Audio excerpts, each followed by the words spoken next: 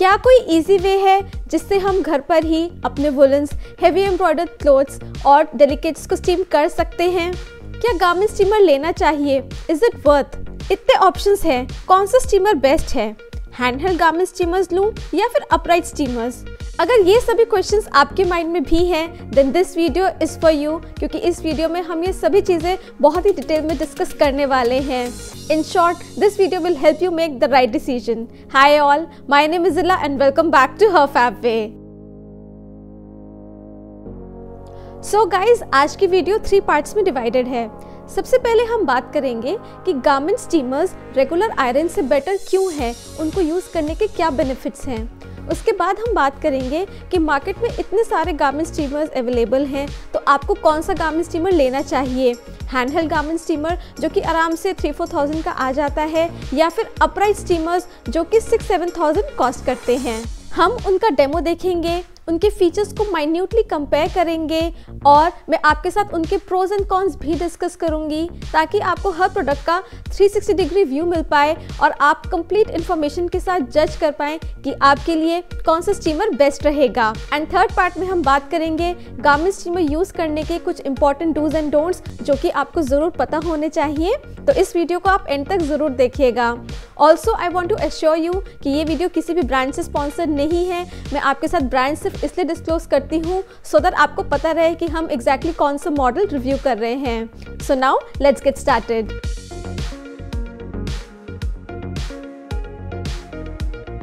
Firstly हम discuss करेंगे garment steamer use करने के बेनिफिट्स, और इसका सबसे बड़ा बेनिफिट है इसके वर्सेटाइल यूजेस। इससे आप ऑलमोस्ट सारे फैब्रिक्स स्टीम कर सकते हैं, चाहे वो हेवी अनारकलीज हो, चाहे वो वुलन पॉलिएस्टर पफर जैकेट्स हो, या फिर स्वेटर हो, ब्लेज़र हो, और जो हमारी कुछ टी शर्ट्स होती है जिनके ऊपर प्रिंट होता है, जनरली हमें आयरन करते टाइम उन पर एक हैंकी लगाना पड़ता है ताकि उनका प्रिंट ख़राब ना हो, लेकिन स्टीमर्स में ऐसा भी कुछ नहीं है, आप उनको डायरेक्टली स्टीम कर सकते हैं। तो इस तरह से ये बहुत कन्वीनियंट हो जाता है यूज़ करने के लिए, और ये आपका बहुत टाइम भी सेव करता है।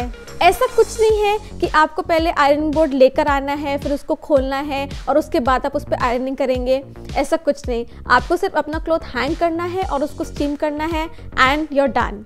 नेक्स्ट, ये आपके क्लोथ्स को कभी बर्न नहीं करेगा, so you don't have to worry about that as well. Steamers use करने का बस एक ही ड्रॉबैक है कि इससे साड़ीज़ को स्टीम करना थोड़ा मुश्किल है, क्योंकि ऑब्वियसली हम इसमें साड़ीज़ को पूरा फैला नहीं पाते, लेकिन अगर आपको किसी साड़ी को सिर्फ फ्रेश करना है तो वो आप इजीली कर सकते हैं। ऑल्सो जब हम बाहर से कपड़े आयरन कराते हैं तो उनके सामने फोल्ड की क्रीज आ जाती है जो कि देखने में बिल्कुल अच्छी नहीं लगती, तो आप स्टीमर्स यूज़ करके उनको भी क्विकली रिमूव कर सकते हैं। इन ऑल आई फील कि गारमेंट स्टीमर्स हमको कम्प्लीटली इंडिपेंडेंट बना देते हैं, जहाँ पर हम अपनी कन्वीनियंस के हिसाब से अपने सारे क्लोथ्स को क्विकली स्टीम कर सकते हैं।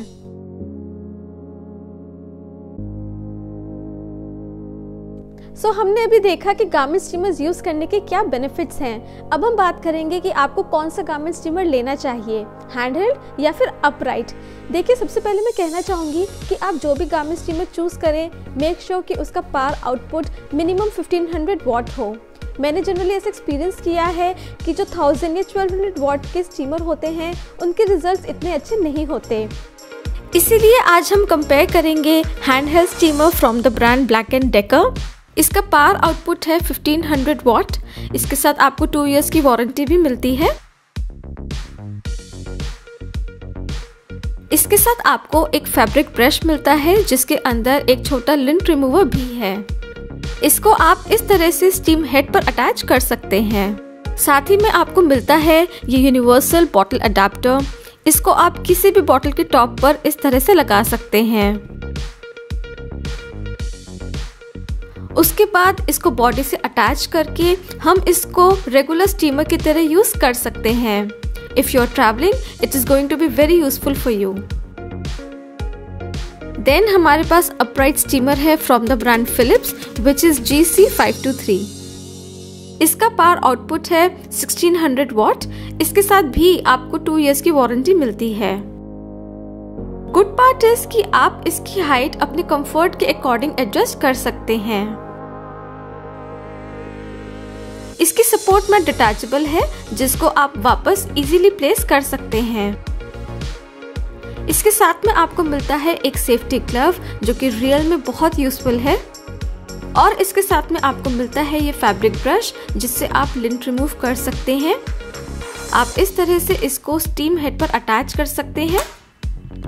साथ में इसके अंदर ये प्लीट मेकर भी है which is again a major plus point.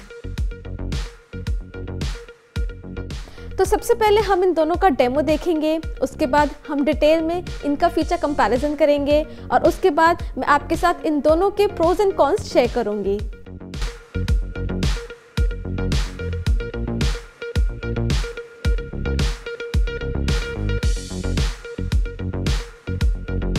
Generally denims को आयरन करने में 3 to 4 मिनट्स लग जाते हैं, लेकिन स्टीमर यूज करके it didn't even take me a minute to properly steam them.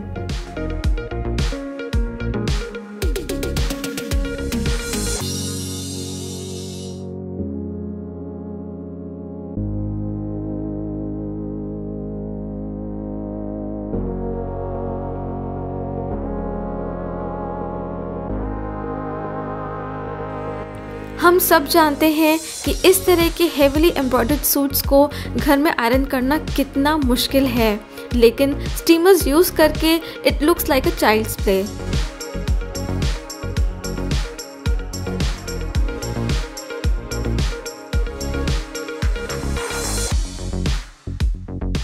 और अब वुलन्स को भी स्टीम कराने के लिए आपको किसी पे डिपेंडेंट होने की नीड नहीं है, आप खुद ही उनको विद इन सेकेंड स्टीम कर सकते हैं।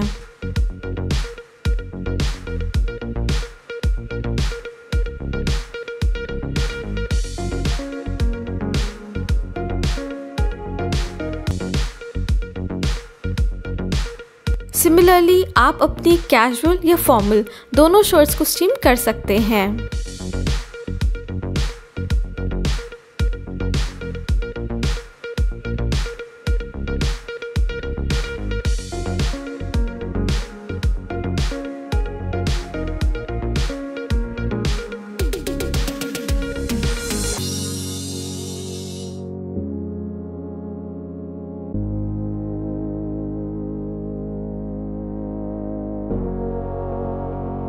एंड यस, अब आप डेलिकेट फैब्रिक्स को, डेलिकेट प्रिंट्स को वरी फ्री स्टीम कर सकते हैं।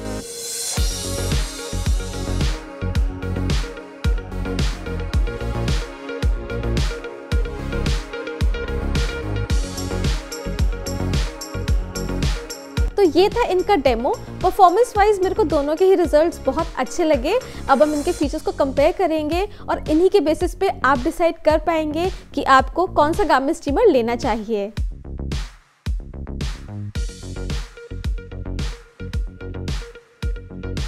सबसे पहले आता है वाटर टैंक।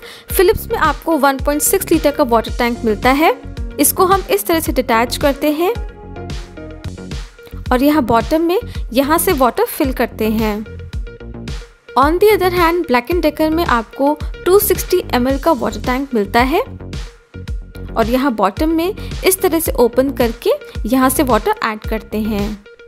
विच मीन्स कि अपराइट स्टीमर में वाटर टैंक बड़ा होता है, जिसकी वजह से हम एक ही बार में 20 to 30 क्लोथ्स को स्टीम कर सकते हैं। लेकिन जो हैंडहेल्ड स्टीमर होता है सो नेचुरली उसका जो वाटर टैंक होता है वो छोटा होता है, तो आप एक बार में 5 to 7 क्लोथ्स ही स्टीम कर सकते हैं। फिलिप्स में आपको 5 स्टीम सेटिंग्स मिलती हैं ताकि आप गारमेंट के अकॉर्डिंग स्टीम को एडजस्ट कर सकें। पावर ऑन करने के बाद it takes less than 1 minute to get ready for use. इसका स्टीम आउटपुट है up to 32 gram per minute. Black and decker में आपको 2 स्टीम सेटिंग्स मिलती हैं। एक है ब्लू जो कि है थिक फैब्रिक्स के लिए जैसे कि वुलन गारमेंट्स, और ग्रीन लाइट है कम स्टीम के लिए फॉर डेलिकेट क्लोथ्स। और ये भी ऑन होने के बाद within 1 minute ready to use हो जाता है। ब्लैक एंड डेकर का स्टीम आउटपुट है up to 21 grams per minute. Now let's discuss their pros and cons. Handheld steamers travel friendly होते हैं।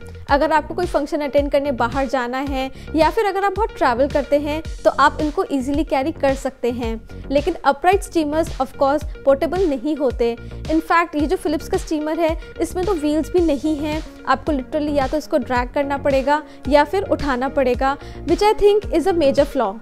Coming to the next point, जो handheld steamers होते हैं उनको ऑन एंड ऑफ बटन और उनकी स्टीम सेटिंग दोनों आपके हाथ में ही होते हैं, just like a hair dryer. लेकिन जो फिलिप्स का स्टीमर है उसके अंदर हेड में कोई भी बटन नहीं होता, तो अगर आपको उसको ऑन एंड ऑफ करना है या फिर स्टीम सेटिंग चेंज करनी है तो उसके लिए आपको बार बार झुकना पड़ेगा। Moving on to the third point, जब हम अपराइट स्टीमर्स यूज़ करते हैं तो हमारे हाथ में सिर्फ उनका हेड होता है जो कि लाइट होता है और यूज़ करने में बहुत कंफर्टेबल होता है। लेकिन जब हम हैंडहेल्ड स्टीमर यूज़ करते हैं तो हमारे हाथ में उसकी पूरी बॉडी होती है, including the water tank and the machine and everything. इस तरह से वो हैवी हो जाता है और कुछ देर बाद ही हमारा आर्म थक जाता है। तो ऐसा हो सकता है कि 2-3 कपड़े स्टीम करने के बाद आपको थोड़ा सा ब्रेक लेना पड़े। फाइनल पॉइंट आता है बैक सपोर्ट का।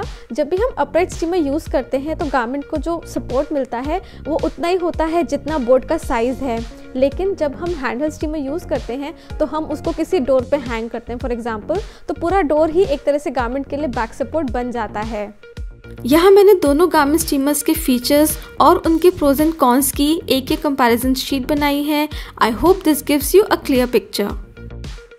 तो अब हमने इन दोनों स्टीमर्स के फीचर्स को डिटेल में डिस्कस कर लिया है, तो आपके लिए कौन सा गारमेंट स्टीमर बेटर रहेगा? देखिए, अगर हम परफॉर्मेंस की बात करें तो दोनों के रिजल्ट्स मेरे को इक्वली अच्छे लगे। ऐसा नहीं है कि फिलिप्स के रिजल्ट्स बेटर थे as compared to Black and Decker, लेकिन there is a huge price difference between them.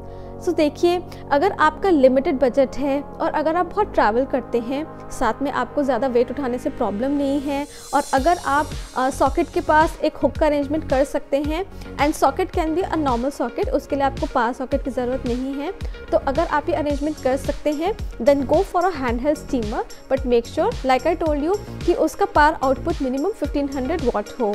But अगर आपके लिए बजट कोई इशू नहीं है और अगर आपको उन्हें ज़्यादा मूव नहीं करना, then really go for upright steamers. वो यूज़ करने में भी बहुत कन्वीनियंट है और वो आपका बहुत टाइम सेव करते हैं।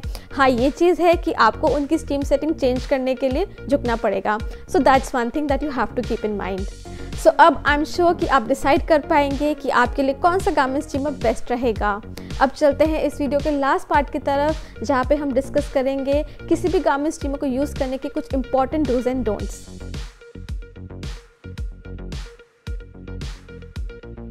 फर्स्टली, किसी भी गारमेंट स्टीमर में आप रेगुलर टैप वाटर मत यूज़ करिए, क्योंकि अगर आपके एरिया में हार्ड वाटर आता है तो कैल्शियम डिपॉजिट से उसकी मशीन भी ख़राब हो सकती है और उनकी लाइफ भी कम हो सकती है।